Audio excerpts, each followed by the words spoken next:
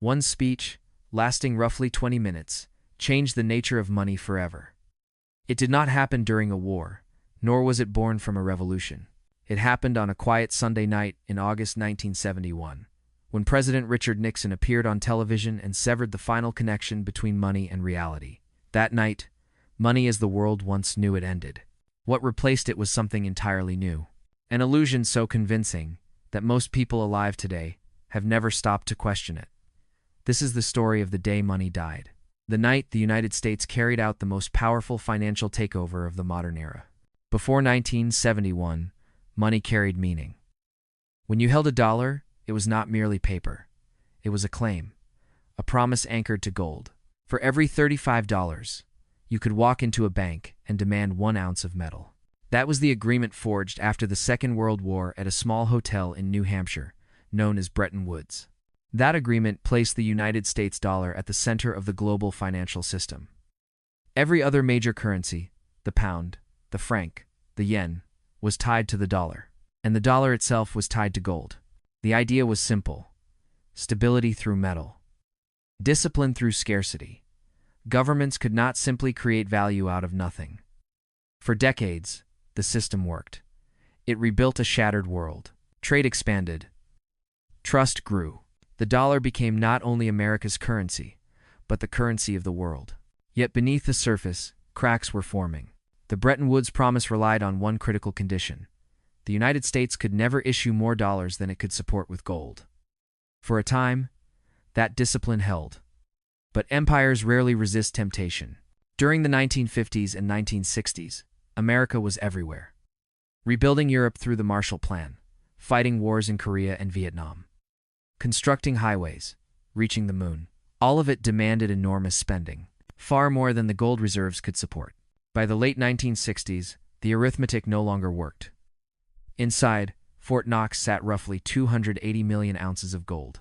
Yet, the number of dollars circulating globally, held by banks, governments, and foreign reserves, represented more than double that amount. Foreign nations began to notice. France moved first.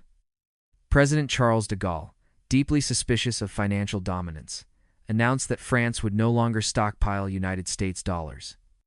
Instead, he demanded settlement in gold. French ships sailed to New York, loaded bullion from American vaults, and returned home. Others followed: Germany, Japan, even Britain. One by one, they exchanged paper for metal. United States gold reserves began draining rapidly. Behind closed doors, panic spread. The nation faced losing its gold, and with it the credibility of the dollar itself. The choice was stark: honor the promise and risk collapse, or break the system and hope the world accepted it. Nixon chose the latter. On the evening of August 15, 1971, millions of Americans turned on their televisions expecting routine news. Instead, they saw the president announce that the United States would suspend the convertibility of the dollar into gold. That sentence ended thousands of years of monetary tradition. The word temporary was the reassurance that sold it. More than half a century later, that temporary measure remains. Overnight, money ceased to be a promise and became a policy. No longer anchored to gold, the dollar became fiat currency. Money created by decree. At first, the public felt little change. Shops stayed open. Prices moved slowly. Life continued. But within the corridors of power, everything had shifted. Without gold, there were no limits. Governments could print, borrow, and spend without natural restraint. Money no longer emerged from mines or productivity. It emerged from political decisions. The 1970s revealed the price. Inflation surged. Food, fuel, housing all climbed sharply. In 1971, the average American home cost around $25,000. A decade later, that figure had nearly tripled. Oil prices multiplied. The purchasing power of the dollar fell by more than half. Money had not merely changed. It had died. Ordinary Americans felt the shift immediately at the gas pump and inside grocery stores. Prices crept upward. Paychecks stretched thinner. But on Wall Street, something else was beginning. A new era. The era of debt. When money is no longer anchored to gold, it needs another foundation. And the United States found a substitute more powerful than metal. Trust. Trust that the government would manage the system responsibly. Trust that the dollar would always be accepted everywhere. Trust that debts could expand endlessly, and somehow the structure would hold. For a time, it worked. Nixon's decision gave Washington the freedom to fund wars, welfare programs, and growing deficits without worrying about gold reserves. The economy surged forward in repeating cycles of inflation and credit expansion. By the 1980s, this new financial belief system had a name: the dollar standard. Instead of gold backing the dollar, the world now backed itself with the dollar. Every trade, every reserve, every major loan was priced in it. The United States no longer needed to export products to dominate. It could export currency, but there was a darker consequence. When money can be created without limit, debt becomes irresistible. Governments borrow to win elections. Corporations borrow to inflate share prices. Households borrow to afford what wages can no longer cover. The boundary between real prosperity and illusion begins to fade. In 1971, United States national debt stood at roughly $400 billion. Today, it exceeds $34 trillion, a near hundredfold expansion. Every dollar of that growth traces back to the moment gold was cut loose. Other nations followed the same path. Europe abandoned its gold pegs. Japan did the same. Canada, Australia. By the 1980s, no major currency on Earth was tied to anything tangible. Money had become belief. And belief, history reminds us, is fragile. The irony is that Nixon never intended to build a new empire. He was trying to preserve an old one. In the short term, it succeeded. Crisis was avoided. Markets steadied. America retained its financial throne. But the cost was delayed. Shifted forward into the future. Into our time. Because when money loses its anchor, everything else begins to drift. Inequality widens. Asset bubbles inflate.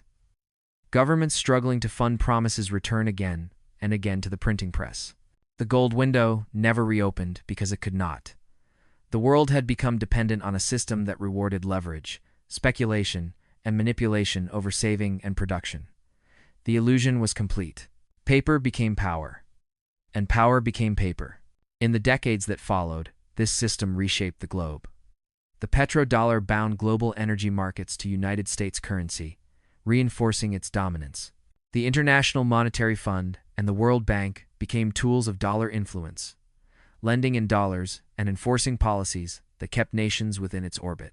And each time crisis struck, in Latin America, in Asia, in the global crash of 2008, the response was always identical. Print more, borrow more, promise more. Every rescue made the structure larger, but weaker. Every bailout postponed the reckoning, while ensuring it would be more severe. The modern world now runs not on gold or productivity, but on confidence, the most unstable resource of all. So what truly died in 1971? Not only the gold standard. What ended was the idea that money should represent something real. Work, scarcity, value. That night, money became a narrative told by governments and accepted by citizens. A story that survives only as long as people believe the ending will be kind. History suggests otherwise. Rome diluted its silver. France printed paper promises. Weimar flooded markets with marks. Every empire that replaced substance with faith eventually faced the same collapse of trust. Nixon's announcement was not merely an economic decision. It was a civilizational turning point. The moment belief replaced gold. Illusion replaced reality. More than half a century later, we live inside the aftermath. Inflation that never fully disappears. Debt that cannot be repaid. A financial system that requires endless expansion simply to avoid falling apart. And a generation that accepts this as normal, because it has never known anything else. When prices rise, currencies weaken, and governments create trillions, remember, this is not new. It is the long echo of a choice made in 1971. The night the dollar was set free and the world was bound to it. Money did not die in chaos. It died to applause. And the applause continues. If this gave you a new perspective, hit subscribe. The answers are not hidden in the future. They are already written in the past.